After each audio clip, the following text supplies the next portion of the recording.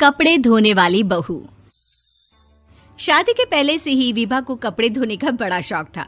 कभी नल के नीचे तो कभी तालाब के पास। अरे मेरी नीली वाली लुंगी नहीं दिख रही है। विभा की अम्मा, कहाँ रखी है लुंगी? अरे वो तो विभा ने परसों ही धोकर रखी थी आपकी अलमारी में, देखो वहीं होगी। वो ना मैंने आज धो दी, मुझे लगा कि गंदी हो गई होगी। अरे कैसे गंदी हो गई थी? उसे तो मैंने पहना भी नहीं। हे भगवान, इस लड़की के कपड़े धोने की आदत से परेशान हो गया हूँ मैं। जितना तो घर में राशन नहीं आता, उससे कहीं ज्यादा डिटर्जेंट पाउडर का खर्चा है। इसकी शादी करवा दो, शादी जाए अपने घर में ही करे काम, फिर चाहे घर के कपड़े धोने हो या पूरे गांव के। हाँ ठीक बोल रही हूँ, देखता हूँ मैं कोई लड़का। वो दिन भी आ जाता है जब विभा को देखने लड़के वाले आ जाते हैं। लड़की मुझे अच्छी लगी। होने वाली सास कहती है, बेटी अगर कुछ पूछना है तो पूछ लो। वैसे तो हमारी लड़की बहुत ही शर्मीली है, जो बोल दो वो मान लेती है, इसे क्या पूछना होगा। अरे कैसी बात कर रही हो माँ, मुझे इन लोगों के घर रहना है, सवाल तो कई है। हाँ हाँ बेटा, पूछ लो ना, क्या पूछना है। आप लोगों के घर कपड़े कौन धोता है? सास का मुंह बन जाता है।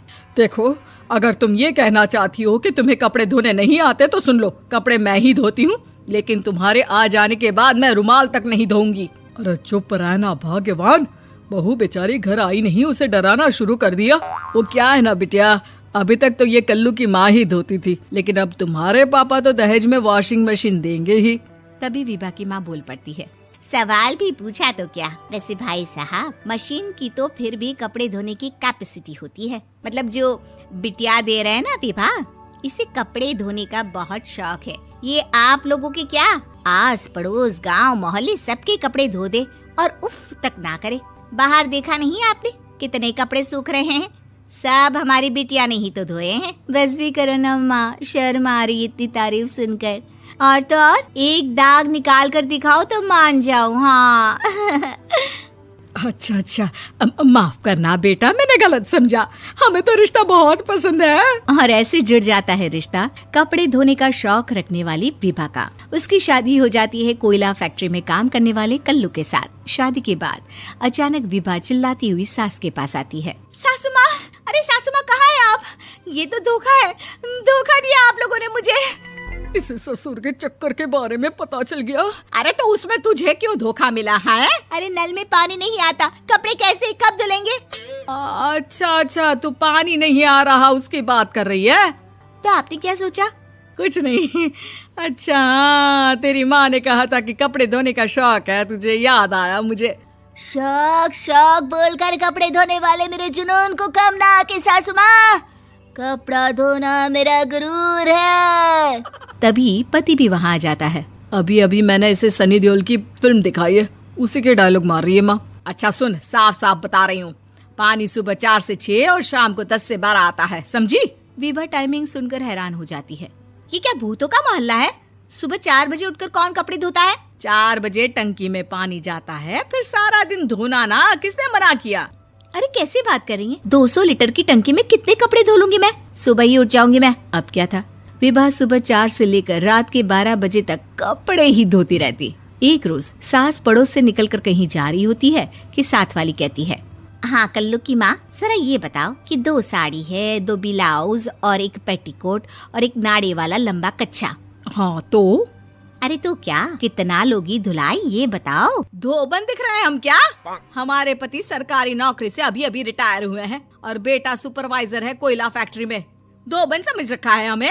हाय रे कल्लू की अम्मा, माफ कर दो, वो तो मोहल्ले में यही सब बता रहे थे कि तुमने बहू को कपड़ा धुलवाने के काम में लगा दिया है। सास को पड़ोसन की बात सुनकर गुस्सा आ जाता है। वो घर पहुंचती है जहां घर के बाहर ही इतने सारे कपड़े सूख रहे होते हैं जितने कि किसी धोबन के घर पर। अरे ओ कल्लू की दुल्हन, बाहर निकल।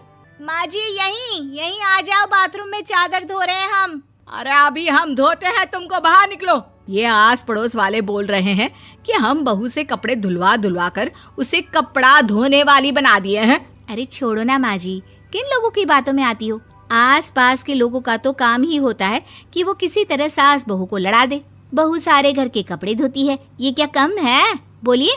सास को भी लग जाता है कि वो बहू का ये सनकीपन नहीं छुड़वा सकती, इससे अच्छा है कि खुद ही चुप हो जाए।